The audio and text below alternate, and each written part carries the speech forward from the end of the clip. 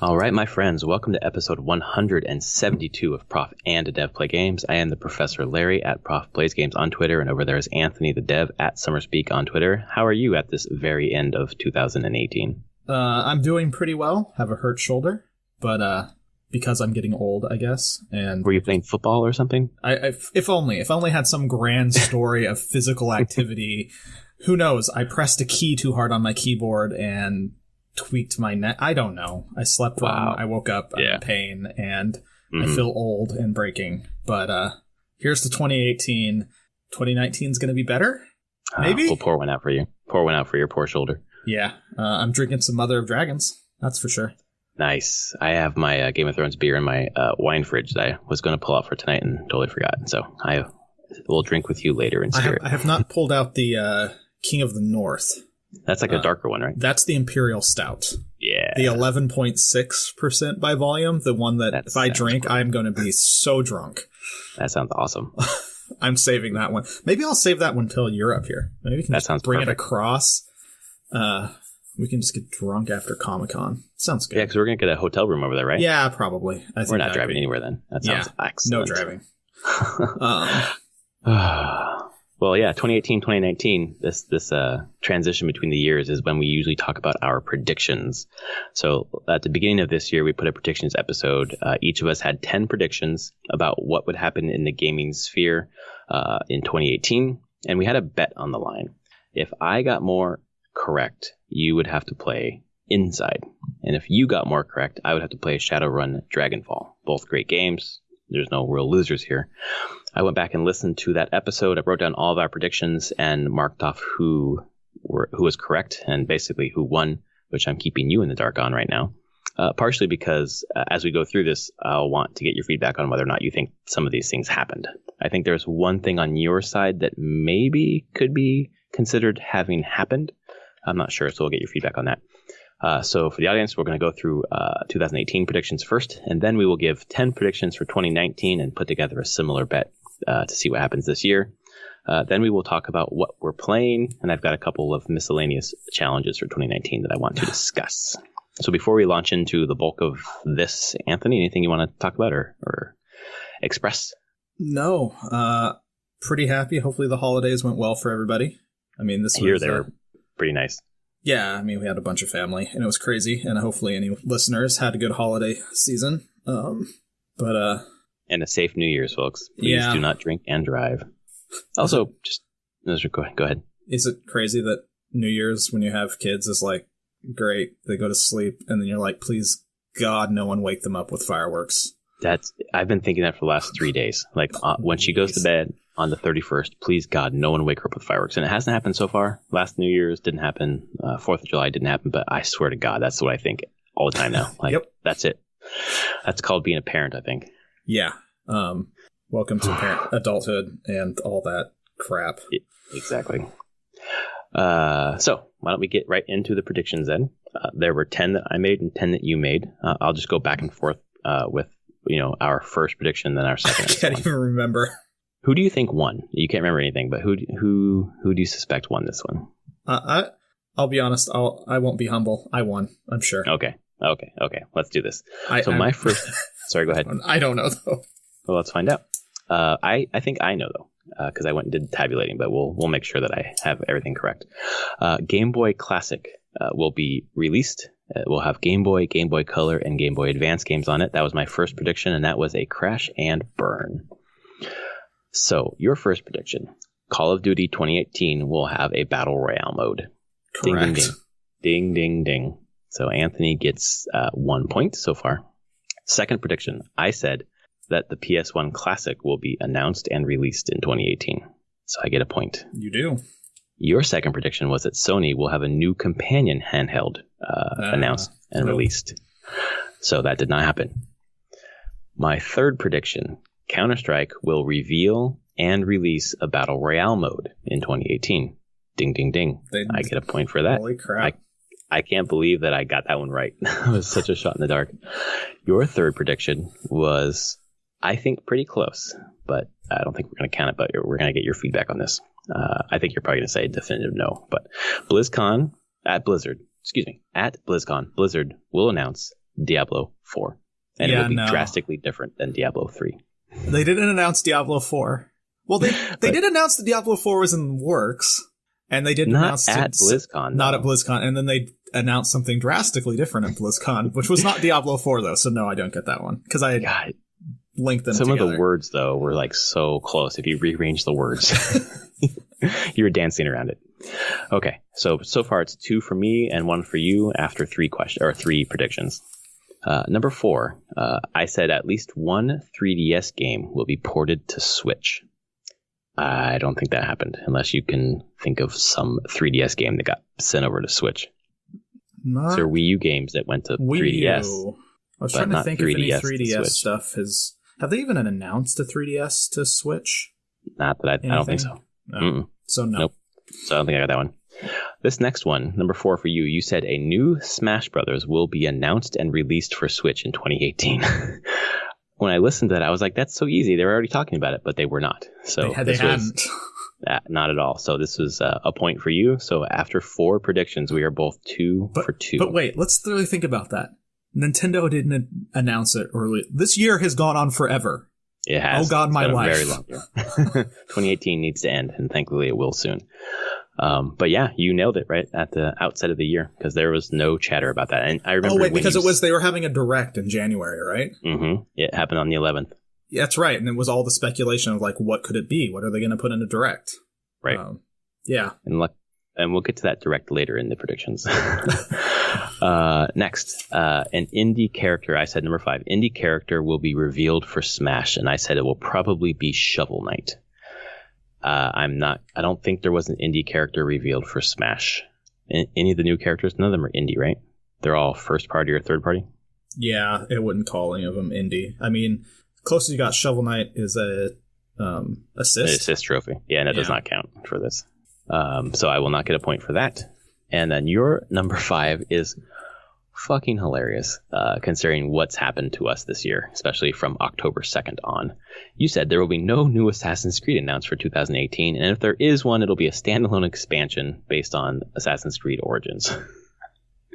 Wrong. So wrong. So wrong. They hadn't even announced Odyssey at that point? Nope. Unless you're really bad at making predictions. I mean, I can imagine that. Yeah, no. But that's just crazy to think that I wouldn't have... I guess it hadn't been announced. I think like right around E3 was whenever I saw the first really big news on it. A little bit. Remember, it was in advance of E3. There was those keychains that were leaked for Odyssey. Yeah. That's when we knew. So it wasn't until around E3. Holy crap! So yeah, you missed that one. Number 6 for both of us was basically the same, and we were both wrong. I said the Switch will win 8 months on NPD, and you said the Switch will win 9 months on NPD, and that did not happen. Out of the first 6 months, the Switch won 1 month. However, the NES Classic did win June, so Nintendo was up there. Yeah. Number 7, I said a AAA game will release a standard edition in 2018 that will cost more than $60. I don't think that happened. There were gold editions and deluxe editions or whatever, but there were no standard editions that were more than $60. No, I didn't even see anybody do a 65 standard. It was no. They stayed true to that $60 price point, but really upsold people to go to the $70 or $80 or more. Well, I spent $100 on Odyssey, so it worked for me, I guess. But the $40 to spend for like all the DLC and the Assassin's Creed 3 coming, it just felt so worth it. So, although now the gold edition is like $60, I'm like, goddamn! But I didn't want to wait. I wanted to play that. Yeah. Your 7th prediction was that the ESRB or something like the ESRB will be created to step in to monitor and control loot boxes from the gaming side before like litigation came in or whatever. Nope. I don't think that happened. No one's full on stepped in at that level. Right. I think this is going to tie back to, I didn't realize I had made this prediction last year, but I have a kind of a continued prediction on that this year. Yeah. So that makes sense considering there hasn't been a lot of movement. Yeah. Number 8 for both of us is very similar. I said new ergonomic Joy-Con will be announced and released within 6 months. And you said same thing, but sometime during the year. Does the Pokeball count as a Joy-Con? Don't you wish that it did? I don't think so. Okay. That doesn't count as a Joy-Con because you can't slide it onto the You can't slide it onto the Switch itself, although it is a peripheral. So unfortunately, no. Although that would have been awesome if that would have counted. My number 9 is my just worst prediction of the whole batch. I said that Sea of Thieves will outsell any other Microsoft game for the whole year, including Battlegrounds, which did not happen. No. No. Sea of Thieves did not set anything on fire at all. Number 9 for you was that a remaster of the Mass Effect trilogy will be announced. Now I'm just sad. I'm very sorry that did not happen. I am sad that didn't happen. All these other predictions could be wrong. That was a prediction I would like to be right. Yeah, me too. Let's just put it on for this year. And I'm just going to write that one in as a bonus for this year. They're going to do it, right? Please. Every year I'm just going to predict this. And it's going to happen one year. Number 10, Super Mario Odyssey DLC will be announced in the first Direct, and it will feature either Peach or Luigi. I think I get this one. What did they? It was the first Direct where they announced the balloon game add-on, where Luigi is the central figure. Yeah, I think I would give it to you. Because it's not like a game, it's not like a more levels or whatever, but it was that weird balloon thing, which I never even tried. I didn't even play it. Your number 10 is there will be a new F-Zero. Oh, I'm also sad again. So I hate to break it to you. Last year when we did the predictions, I also predicted that one of us would probably win with 3 points. And that's exactly what happened. I have 3 points, PS1 Classic, Counter-Strike Royale, and then the Super Mario Odyssey DLC. You have 2 points with Call of Duty 2018 Battle Royale and new Smash Brothers for Switch. All right. Well, so the deal was you would play Inside. Okay. By February 2019. Okay, I can do that. I have it.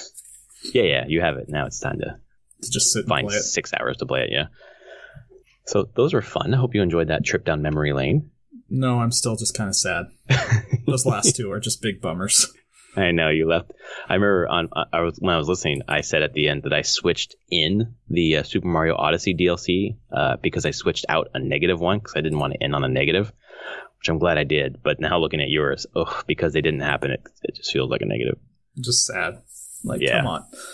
Come on, EA. You don't want to make money. You want money, right? Hopefully next year. So that brings us to our predictions for this year. And we'll do the same thing back and forth. But last year I started, so we'll have you start this year with your first prediction. So one I actually wrote down here. So continuing on that ESRB thing, fine. Industry's not doing anything to help with this, self-regulate. I actually think there'll be legislation this year on loot boxes. It's going to hit, and it's going to hit hard. All right. I'm actually going to write yours down this time so I don't have to listen to this episode next year. So legislation on loot boxes is your number 1. Yep. Okay. No self-regulation? We're screwed. Yeah, totally. That's why the ESRB was created in the first place. Okay, so my first prediction is basically 2 things. They have to both happen for me to get 1 point. Otherwise, if one happens, I think probably half a point. But we can debate that if you'd like. I am going to predict that in 2019, we will have the PS5 and the Xbox Scarlet, whatever it's called, the official unveil for both next-gen consoles for PlayStation and Microsoft. So I'm thinking get both, get 1 point, get one, get half a point. What do you think about that? Yeah, that's fine. I actually just had this straight. You can go to my second prediction. Straight one was, are they calling it the Scarlet? Right now, the codename is, yeah. I specifically said Xbox Scarlet will be shown publicly. Okay. I doubt we'll have price or anything like that, but I think they're going to show it. Do you think it'll be at E3, or do you think they'll have some other event? Some other event. I don't think they'll do it at E3. Yeah. I mean, they could. Sony's not there, but yeah, I think there's still part of me that feels like they do it. They do that at kind of their own thing. Mm-hmm. But I also don't know if it would be that early in the year. Right. You think it'd be later? Okay. Yeah. Because of 2020 release, basically. Exactly. Don't want to say it too early, but I could see them doing something potentially. This is not part of the prediction, but my actual thought is they would publicly show it sometime in the end of summer, fall, with, hey, this will be coming out 1 year from now. And then through 2020, show like, here's what it's going to cost. Here's launch games. Like they can kind of slow roll out info over the year to keep the news cycle going. Right. Pull a Nintendo. Yeah, basically. So yeah, that's all I had predicted. I'm not saying anything on the PS5 right now. Okay. So then if that happens, I'll get half a point and you'll get a full point. So good for you. My number 2 is that a Smash character will be a pre-order bonus for a game coming to Switch in 2019. An example of that might be if you pre-order Fire Emblem Three Houses, you get one of those characters, like will be a character in Smash. I think there will be a pre-order bonus for some game coming to Switch in 2019 that will include having a character come to Smash. Probably Fire Emblem. You can only get it if you pre-order? No. Okay. You get it if you pre-order. If you don't, then you have to pay whatever. Just whatever X amount of money. Okay. Yeah. So we'll see how that works, considering there is that season pass thing, and I suspect it would be after the season pass is over, but that's not part of my prediction. I just think there will be a pre-order bonus. You'll get a character in Smash, not me gear, but actually like a new character. That seems pretty outlandish, but I'm hoping that's true, and we'll see. My number 3 is I think there's going to be PSVR 2.0. Announced or released or released? Oh man, I bought too early. I honestly think that's why I'm thinking of this is because of how cheap they've made this current one to get people in. But it's not like it's a one undone thing. It's something that would probably be iterated on. So I could see them putting out a new headset sometime this next year. That goes into the same box, you think? Yeah, same thing. Okay. Just a better headset, like adjustments, tunings. So yeah, that's my goal. Maybe, mostly it would probably at that point be screen adjustments more than anything. Right, like a higher resolution screen. Yeah. Yeah. So that is my third prediction. That sounds good. I hope that comes true. My third prediction is that Google Stream, or whatever they call it, gets a much larger public beta. And I'm not sure how to quantify much larger, but this one was just like opt-in select few, whatever, who are playing Assassin's Creed Odyssey. I think we'll see a much bigger public beta this year sometime. So I can say one of my predictions, I'll just do it was my fourth, ties into that on the, be it Google with their streaming or whatnot. This is a negative one. This is still not the year of streaming. Like there's going to be a number of people still pushing at this, but we're not going to still any meaningful traction. Like, okay. No meaningful traction will be our metric. Yeah. And you can argue if it's meaningful or not. I will say a beta is not meaningful to me. That's fine. Right. Mm-hmm. I want to see I don't know. Going to market kind of thing, or going to market and or you start seeing those like news articles on the main gaming news sites going like, hey, we got to really, really watch the streaming market now, because people were noticing that people are going to that as opposed to buying their own games. Mm-hmm. Or you see something like Xbox Scarlet focusing on streaming and being like, guess what? Or Microsoft switching to that, being like, hey, we're going to just release a version of the Xbox that only streams games, just a set-top box. Okay, so if there is a set-top box this year from 2019, that is I guess Sony or games. Microsoft, any of the majors that would say this is a product you can go buy that's a set-top box that only streams games. That would be meaningful traction. Yes. Okay. Not a Steam box or things like that. Yeah, exactly. That, not like something to stream from your Xbox to your TV, but actually just something that streams from the internet. From like the PlayStation Store. Yeah. I guess they kind of already have that.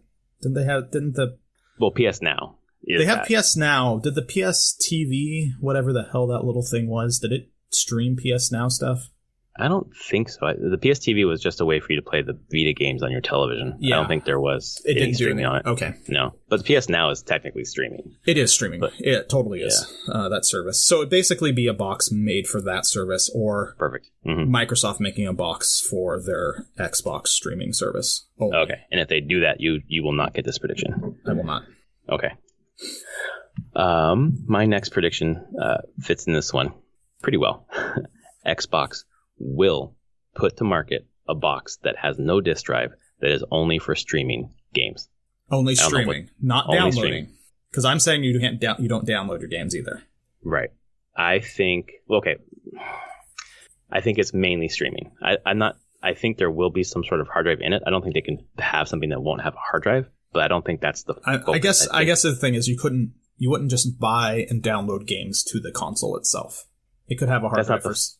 Right. The focus is streaming. Mm-hmm. Like if they have like, I don't know, 300 gigabytes or whatever for downloading. I don't know if that negates this one. Maybe we can debate that, but the focus is streaming. It's like a streaming box where you could download like a game if you wanted to, maybe, but the point is to stream. Yes. Okay. So that's my number 4. Yeah. So then we're on to your number 5. Sometime in one of the directs this year from Nintendo, we're going to get Metroid Prime 4 gameplay. Okay. And do you think it's going to release this year? No. Okay. And you think it's going to be specifically in a direct? Does that count the E3? That's like a direct, right? I consider those a direct. Okay, perfect. But yes, it will be gameplay this year. Mm-hmm. Okay, for me, number 6 is another 2-parter. If I get one, it's half point. If I get both, it's 1 point. Breath of the Wild sequel, Super Mario Odyssey sequel are announced this year.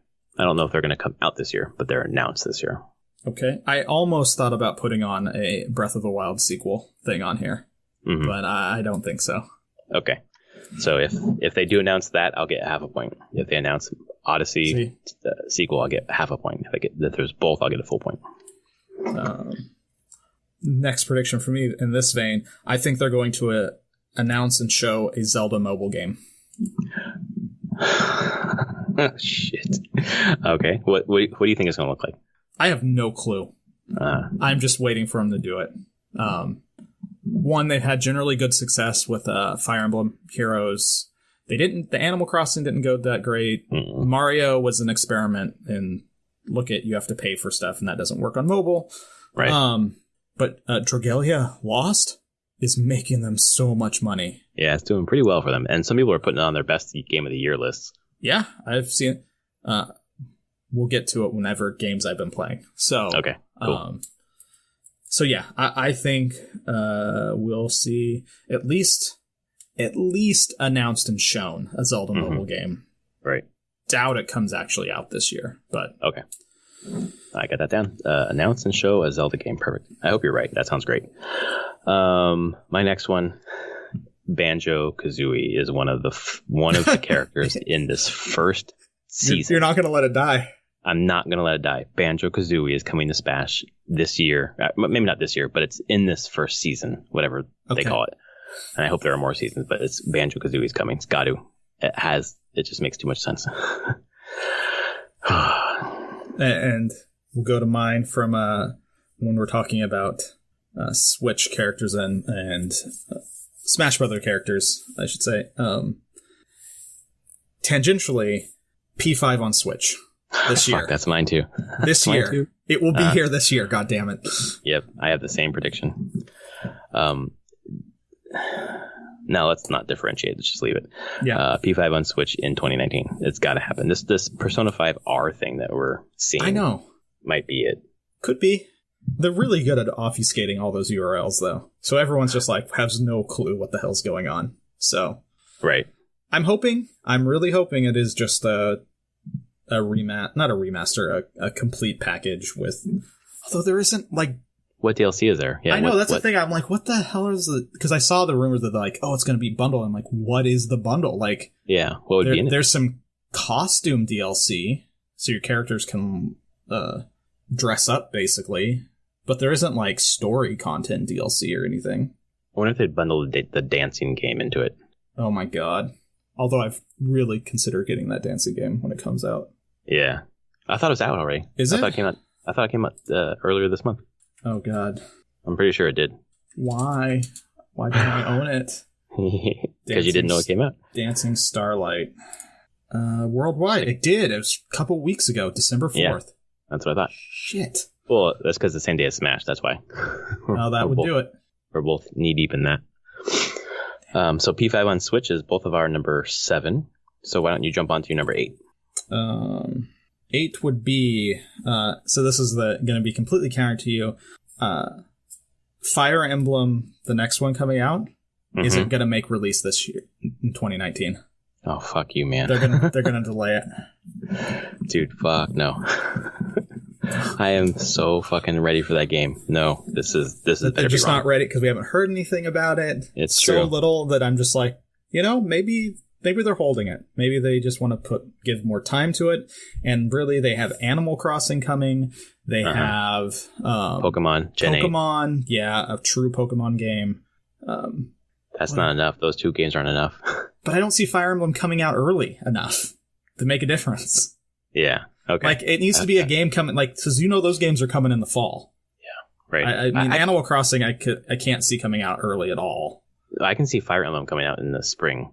They just haven't shown anything. I know they've shown nothing. It's true. So I'm really worried. I'm like, are they just gonna pack everything into like the last half of the year? They didn't show anything about Smash until E3, right? What did they show? No, the Direct was just the logo, right? I think so. Oh, was yeah. where the Inklings looking into the logo. Yeah. Mm-hmm. That was the first time. That was probably May. No, they showed something before E3 because at E3 it was playable. Correct. So that Inkling thing, though, that was the reveal that happened before E3, maybe in May. So I could see them in the January Direct, which I assume is going to happen. That could be the Fire Emblem blowout. Could be. But, fuck, I hope you're wrong. But it sounds plausible now that you say it out loud. And that just hurts me. It's like Mass Effect not coming. I know. This hurts me. Okay. My number 8 is that Super Nintendo games hit the Nintendo Switch Online service. I can see that. That's more of a hope. Crossing my fingers for that one. Right, but if they're going to really have to release all the Nintendo games 3 at a time, maybe not. But yeah, my prediction is that we're going to get Super Nintendo games sometime this year on the Nintendo Switch Online. Fingers crossed. And my last 2 are going to come in, are both about games. We'll go with one of these first. From Software said they have 2 games in the works. Correct. After Sekiro comes out. Mm-hmm. I'm saying they're going to announce... I'll get half point for each one. Okay. I mean, they say they're going to announce them this year, and one of them's Bloodborne 2. Okay. And the other one's Armored Core. Oh, nice. Okay. So that is my predictions, is that From is going to be announcing both of those games this year. And that's your number 9 prediction. Yep. Okay, great. My last prediction, I have 2 on here. I'm trying to figure out which one I'm going to choose. I'm going to choose the one that I think is probably going to happen, even though the other one I want. GameStop is going to be acquired or is going to go out of business in 2019. That's my big I can prediction. see that. Who would acquire them? Amazon? I don't know. Amazon? I don't know. That's the only thing in my head is Amazon. Yeah. Yeah, acquired or out of business. They lost a lot of money this year. I hadn't even looked. I could only assume that they did, but they came under, I think it was like 800 million or something. Ooh. Like it was a lot. So I think that's it. And the one that I left out was that a handheld PlayStation was announced. Yeah, kept that out because I don't think it's going to happen. So did I say all mine? Did I have one more? No, you have one more. And this one is a very simple one. Last of Us Part 2 is going to be released this year. It's Sony's fall game or whatever. Okay, is 2019. That's how they're gonna fight any Microsoft stuff. They're gonna bring their big guns. Well, hey, they've been killing it on the single player front, so that makes sense to me. Let me count mine real fast just to make sure I actually did do 10 on mine. 1, 2, 3, 4. Oops, shoot, sorry. 1, 2, 3, 4, 5, 6, 7, 8, 9, 10. Yep, I did 10. Okay. And I did 10 as well. Yeah, you did. Okay. Well, I hope your number 10 is correct. If I were to make an 11th prediction, it would be that Last of Us Part 2 is not this year. Yeah. But is Death Stranding this year? Kojima seems to sound like he thinks it is. He made a tweet in the last, 3 days? Did he? Yeah, about like the year of the whale is 2019. So we'll see. Okay. Well, yeah. I have a hard time seeing them launching both of those games in the same year. Sony would probably want to space them.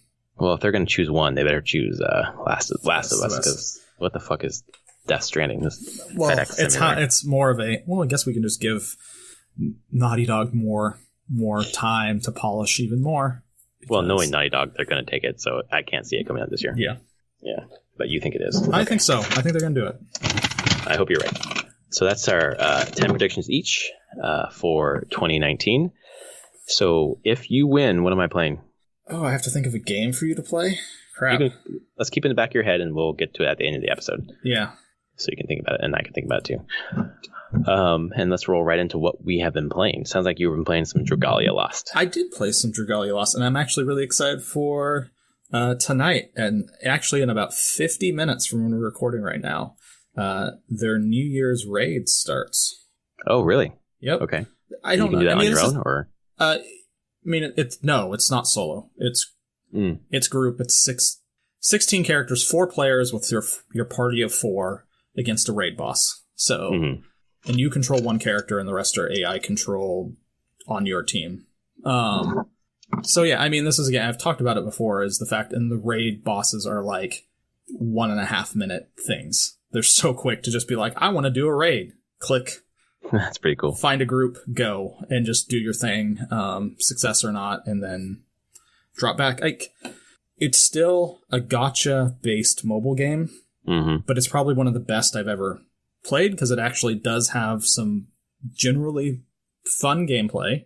I mean, it's an action RPG. You run around, you tap to attack, but then there's decent strategy with like when to use your special moves, because you have invulnerable frames, and so you can time it to enemy attacks so you don't take damage.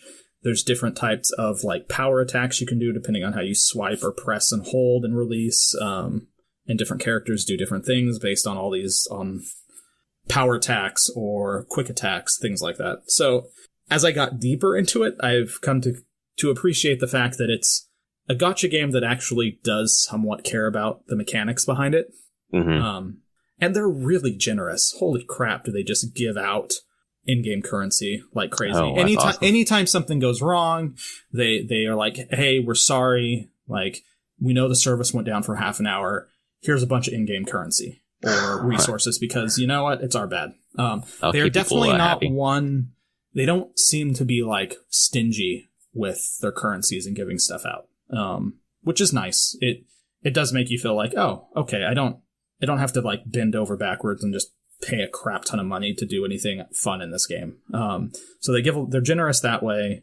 And really, for the longest time that I've been playing, I never spend any money, but I gave them $8 for their starter pack. And that's basically all you put into the game. Yep, $8. And how many hours you play? Do you think? I don't know. I usually play it for at least an hour a night. Oh, dang. Okay, that's some or serious a day. bang Like for your buck. it's just because that's usually like they have daily quests that reset. It takes me. Right. It's usually about a half an hour, 20 to 30 minutes to finish those daily quests, and then I probably spend another half an hour on there just futzing about and like leveling up characters, tweaking gear, things like that. Right. It's quick. I played it a bunch over the holidays because they did a big Christmas event with all sorts of special content and characters and I know, just things. It's just like I'm not one who hates the mobile gacha games. I just want them done well.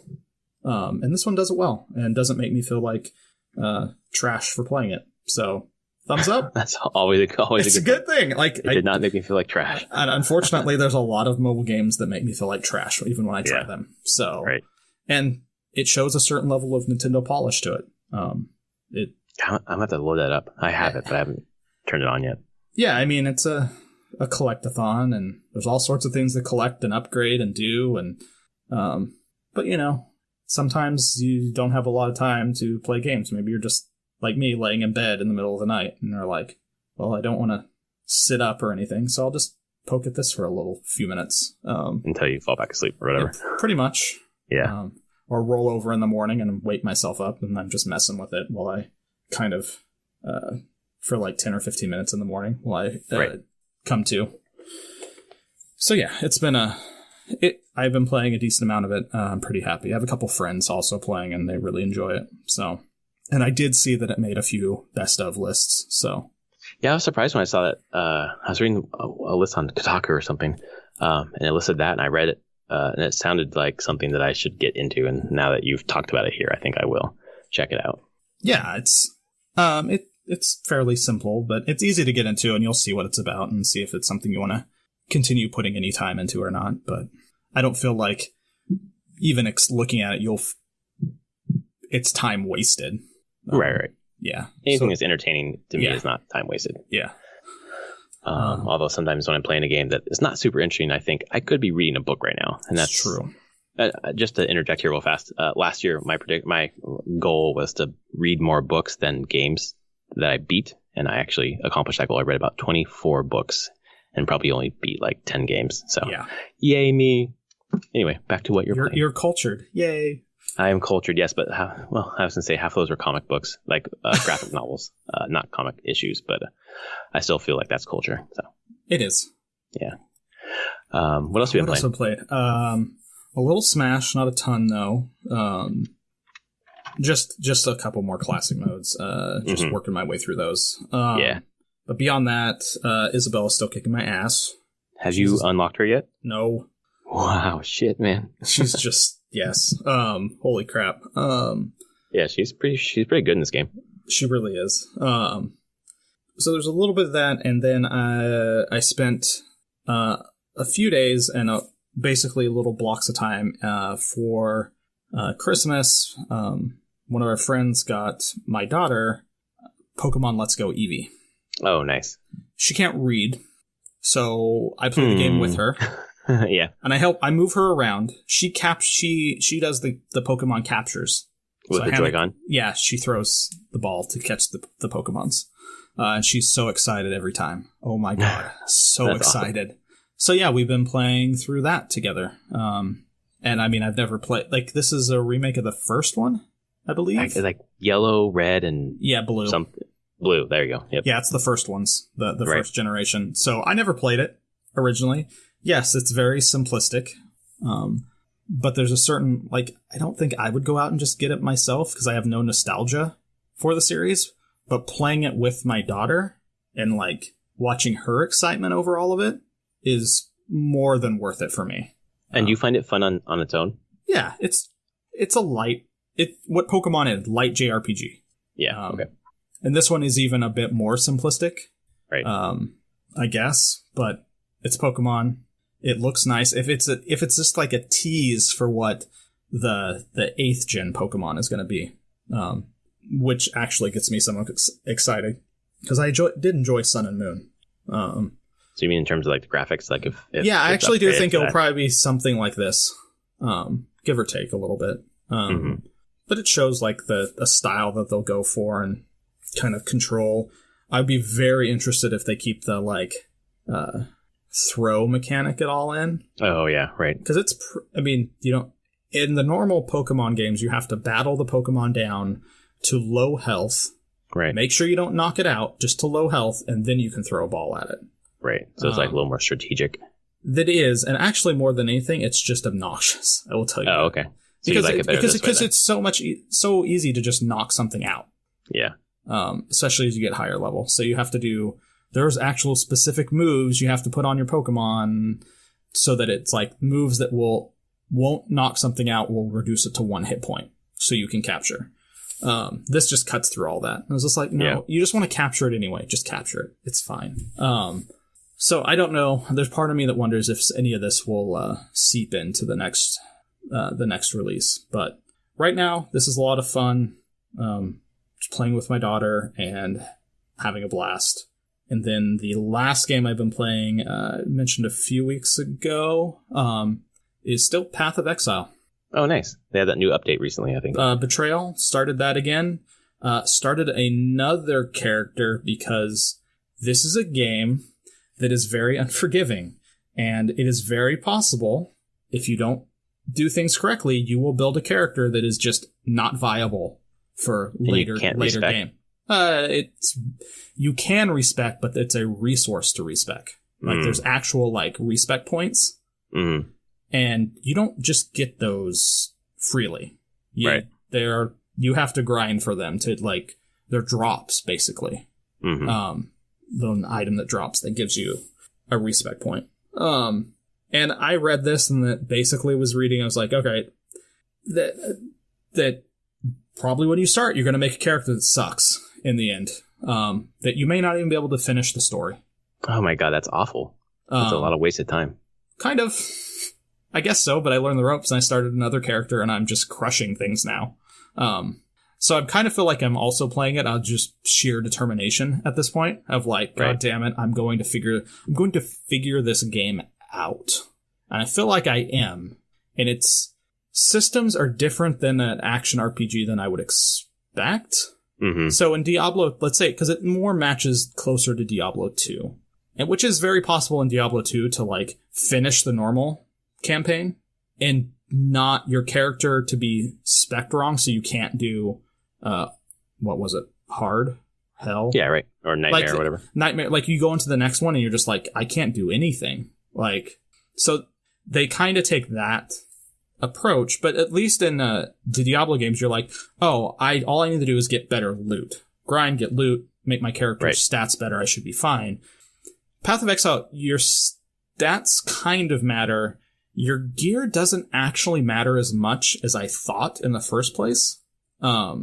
It only matters in what gem slots it has, which you can think of as materia slots. Because you slot all your skills into your gear as gems, and they all have different colors. And what really that matters the most is just making sure that the slots on it, you have the right slots on your gear so you can slot the right gems in, because gems leveling up and pretty much overpower any of your stats that you have.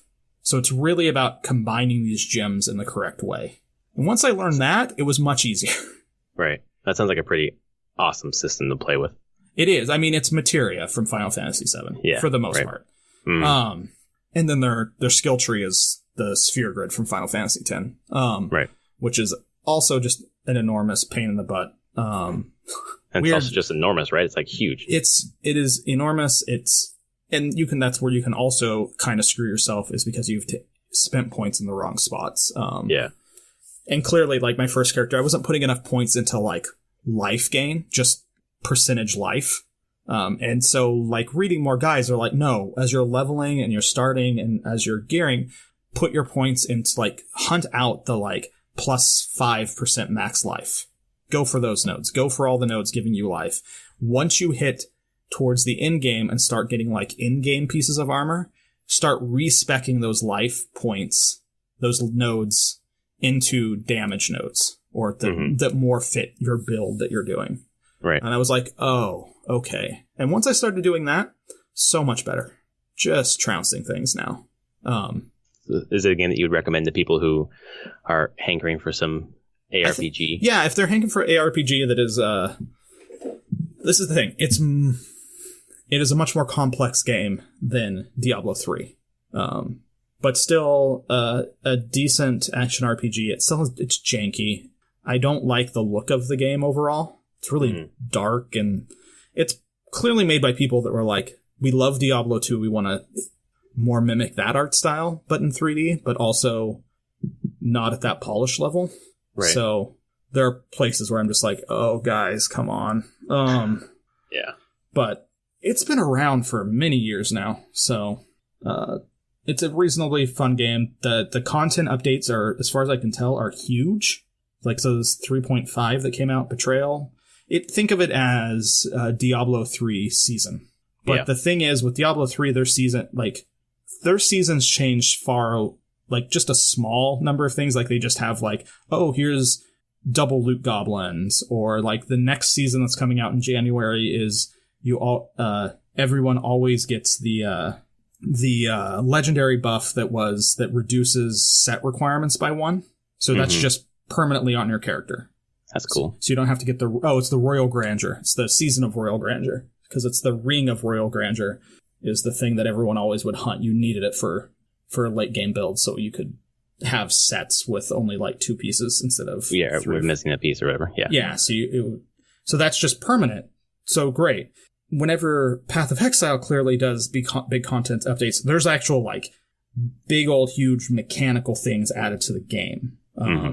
So like in this, there's a whole, I don't know what it's called. It's like this weird organization, like pinboard chart as you're like tracking down syndicate members, and like looting safe, like getting info to loot safe houses, and this whole honestly complex system.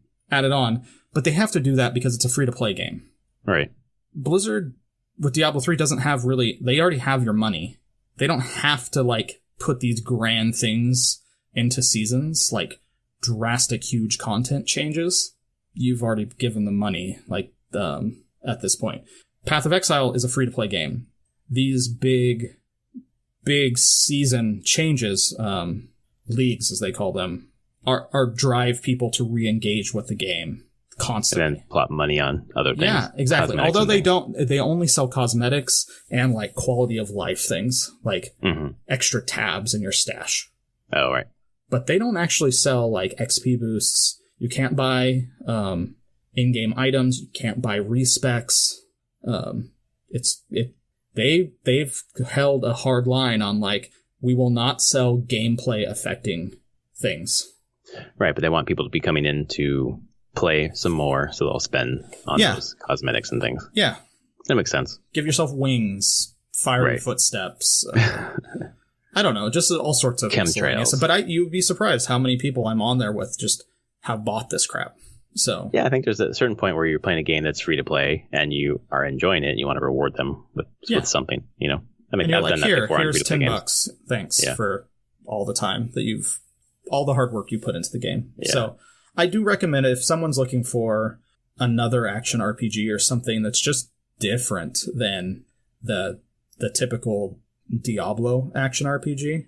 It's a great thing to try, and it's free. Just try it. If you don't like it, whatever. You're only out a little bit of time. So, well, I have it on my Xbox and my PC, so maybe I'll check it out. Maybe it'll be in my my backlog challenge. I would recommend probably PC.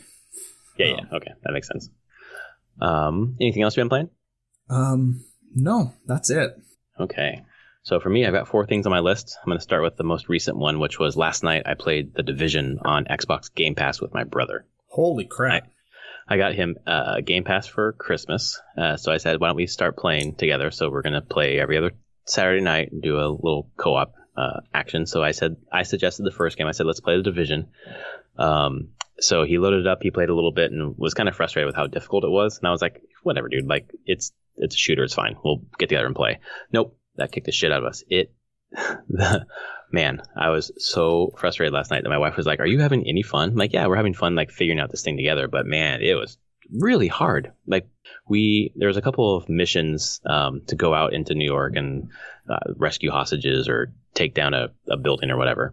And the culmination was to go and beat this kind of like elite leader of this gang to reclaim part of the city and be able to go to Brooklyn or whatever.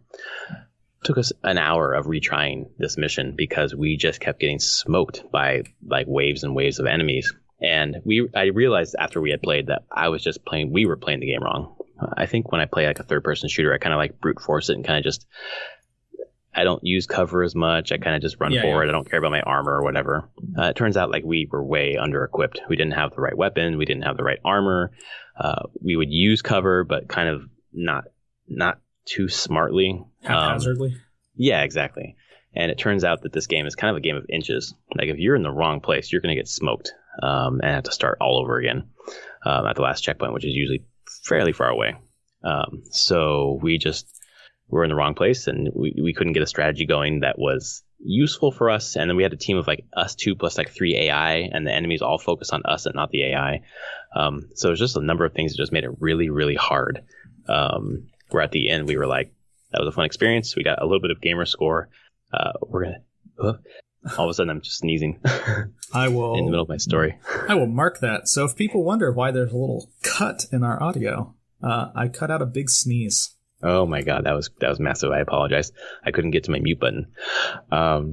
So we got to the end. We finally beat it, and then we went to the next mission in Brooklyn. I'm like, okay, let's explore a little more. Maybe that was just, I don't know, like a weird ending to this. It felt like the tutorial section because that was right before the title card hit. And then we were trying to get to the next mission, and we just kept dying to random people on the streets. Like we couldn't get to where we were going because we kept getting ambushed and attacked, and we were just like, all right, well, we wanted to have fun playing together, and this is kicking our ass in a way that we did not expect and are not prepared for. We just want to kind of have like a light shooting kind of experience. And it wasn't that at all. It was much more strategic and had to really have your mind on it. and we were kind of trying to just hang out and talk and play a game at the same time. So it wasn't really suited for us. So we're going to try again in 2 weeks. We're going to try Gears of War 4 is what he wants to play, because I chose Division, so it's his turn to choose. So we'll check that out. Next game on the list was Beat Saber. I finally bought the PS Move controller so I can use that with VR. And it's basically a rhythm game. It's like a mix of Guitar Hero or whatever, Rock Band, plus Fruit Ninja. You're slicing these things, these little boxes coming at you with lightsabers to the beat. And it was great. I loved it. Decided, hey, you want to check it out? To my wife, thinking she probably won't be into it. Just got hooked. She just kept playing and wanted to keep playing and wanted to keep playing. She's not really a gamer, so this is just like, oh, this is interesting. She really liked it. So then when her parents came over for Christmas, when my daughter went down for a nap, I decided to show VR to my in-laws and say, hey, check out this deep sea diving thing. And they both really liked it. And then my wife was like, hey, why don't you check out this Beat Saber game, this rhythm game with lightsabers? And I was like, it's kind of complicated in terms of like using the hand move controllers, and it's like more gamey than like just a underwater adventure. I was like, whatever. So I set up for them, and my mother-in-law specifically, but also my father-in-law, loved it. Like, just wanted to keep playing and beat their score and keep going. They were just hooked on VR by the time they were like, maybe we should buy one of these for our house. Whoa. Yeah, they really, really were into it. And then so just playing Beat Saber over the last week, my wife and I trying to like beat each other's scores, and just it's a freaking workout, man. I got a Fitbit for Christmas too, and it's just like logging my Fitbit or logging my exercise. It's pretty fun. That game is solid. It's not a VR seller in my opinion, but it's, you know, if you already have a set, like, it's a no-brainer. It was $30 and it was worth every penny. So that was great. Another one I played just started yet last night was Spider-Man. Oh. So Spider-Man is a superhero game. It is one of those games in terms of, you played Arkham. I'm sure, like, you know, this is reductive, but you played Arkham, you played Spider-Man.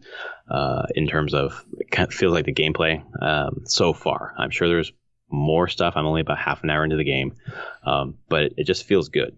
It feels like a good superhero game, and I think the story is really, really good in this game from what I've heard. So it's good. If you are patient, when I finish it, I can just send it up to you and you can play my copy. I might be.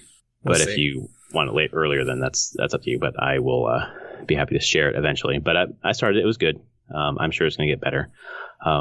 The combos and stuff, I'm on the second hardest difficulty and kind of get my ass kicked at the first boss. I had to restart like 3 times, and I was just too tired to finish last night. So it's on suspend mode right now. So I'll get back to it. But it looks good. It swinging around the city feels good. I don't care about Spider-Man as a character, so I'll see if I do care by the end of this game. But I wanted to give it a fair shot, and decided to pick it up because it was on sale again. Grabbed a physical copy in case I need to share with friends. Yeah, so far so good. And the last thing I've been playing is, of course, Smash Brothers. Just doing classic modes, one-on-one fights, just slowly unlocking characters. Unlocked Dr. Mario and Palutena today. Nice. Just slowly chipping away at the classic mode because I really like the classic modes. Luigi's is particularly fun if you've not done his yet. No. The final boss of his is a nice, not joke, but reference to the marketing materials for Smash Ultimate. It's pretty fun. Yeah, it's pretty fun. And those are the games that I've been playing this week. Been having a lot of fun. Beat Saber is one that took us all by surprise. For one that I liked it so much that I've been playing. I probably put 4 or 5 hours in that game this week, but that my wife and my in-laws like it too. So power of VR. Yeah, it feels like the Wii in terms of people who aren't gamers try it out and are like, wait, this is easy to play and this is fun, kind of thing. So it's really impressive tech, even the PSVR version. There's 2 more things I want to talk about. Before I do, I want to get back to our challenge. Have you thought of the game that you want me to play if you win? Yeah, actually. Yeah. Because it's one that I've been playing, and I don't know if you'd ever get around to playing it or not. Deadfire. Oh, yeah. I really want to play that game, so I hope. And yes, it's a kind of a big one, but I do think you would really enjoy it. Well, I have a game for you that I'm not sure if you would enjoy or not, but this game has enough different accessibility options that it could help you finish the game. I want you to play Celeste. I figured. I should play Celeste. You should. I know you're not super into platformers, but with the assist modes, like if you get to a point where you're just super frustrated, you can click those on and it'll help you out. Yeah. But man, I might even play Deadfire before the end of the year. So if it comes to Switch in time. Or that's true. They said they did confirm that it was still coming to Switch. Yeah, they did. But now that my PC is downstairs and I can play it at night, I might get it on Steam.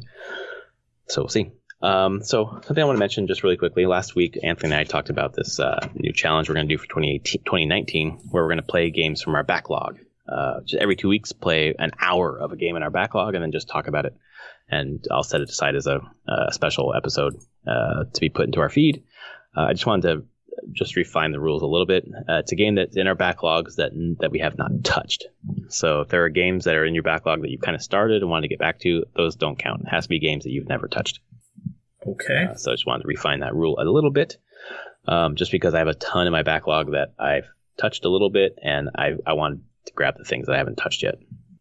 And the reason why I thought of that is because not this year, but last year and a couple of years ago, I've done this thing called the 12 and 12 challenge, kind of set up games throughout the year that you want to beat from your backlog, specifically laid out. And I didn't do it for 2018, and I kind of missed just having that kind of target that I wasn't really bound to, but kind of had it in the back of my mind, like maybe here's some of the games that I want to get through this year. I decided for 2019 to kind of reapproach this 12 and 12 list challenge and actually make a list of 12 games that I have played, in that I've gotten like halfway through and dropped. I see. Or so. So I made a list of 12 games that I want to go back into in 2019 and beat, that I've played, a couple hours of, or even like up to halfway through. And the list that I'm going to try to get through this year is, in terms of, here's a list of 12. My goal is to play 6 of them. God of War is on the list. The new Telltale Batman is on the list. Okay. Walking Dead Season 1 Telltale game is on the list. Horizon Zero Dawn, Dragon Age Inquisition, Mass Effect 2 Shadow Broker, Samus Returns, Night in the Woods, Link to the Past, Metal Gear Solid 5, Unravel 2, and Assassin's Creed Origins. So of those 12 games that I've put some significant time into but just walked away for whatever reason, I want to come back and try to beat 6 of them this year. That's the goal. That's my aim for my gaming time this year. We'll see. That is a commendable thing to do. We'll see, though. I made sure to put quite a few short games on here so I could feel a sense of accomplishment. Shadow Broker DLC should not be hard. I'm just trying to figure out where I'd play it, because I played Mass Effect 2 on the PC, but I don't think I have Shadow Broker. But I have Shadow Broker on the Xbox, but I haven't played Mass Effect 2 there. Do I have to play the whole game before I do Shadow Broker? Okay. I'm gonna do it on PC. You don't have to play the whole game, but I mean, you will be playing through. It's not like the DLC is available just from the start. Like it gets inserted at a. You can play it post game, and then it shows up at a certain point in the main storyline. Like okay, then I'll play it on my PC then. Or maybe it is only post game. I don't know. Oh. No. Some of them are only post game. Some of them aren't. So I don't. I thought Shadow Broker had like a whole new character that would go along with you in your missions. Oh right. No, Shadow Broker doesn't. No? Okay, cool. Shadow Broker doesn't have a new character. There was another DLC that had the ninja. Yeah, exactly. Girl. That's what I was thinking. That was a different DLC. Okay. And that's one that can just show up. You can just play in as you're playing the main game. But I think Shadow Broker actually is a post game piece of content, because it kind of matters for Mass Effect 3. I guess I'll play it on my PC if I can buy it on Steam, because I played Mass Effect 2 on Steam. Oh, you can't buy well, no, they never sold the DLC for Mass Effect 2 on Steam. But I can transfer my save file though to Origin, right? Yeah, your save file can go anywhere, and then I'm really trying to think, because I had all that DLC, because you bought it through like the BioWare network at the time, and because there wasn't Origin or anything around. Like BioWare just had their own little download portal. I don't think that exists anymore. What if I still? Yeah, I'm gonna have to research this and figure out exactly how I'm gonna do that. But that's on the list for sure. Yes, and that's kind of cheating because I have never started Shadow Broker, but I played Mass Effect 2. I beat that game, so I'm kind of counting it that way. And it's my fucking list anyway, so who cares? Exactly. Okay, so you have a challenge. You're going to play Inside and beat Inside by the end of next month. No, excuse me. End of February. Yeah. I can do that. That sounds pretty fun. I'm jealous. Anything else before we end this episode? No, I'm good. Oh, cool. All right. Well, this has been episode 172 of Prof and Dev Play Games. Let us know what your games of the year are over on Twitter. He's at SummerSpeak. I am at Prof Plays Games, and we will see you next week for a new year and a brand new episode. Later. All right, folks.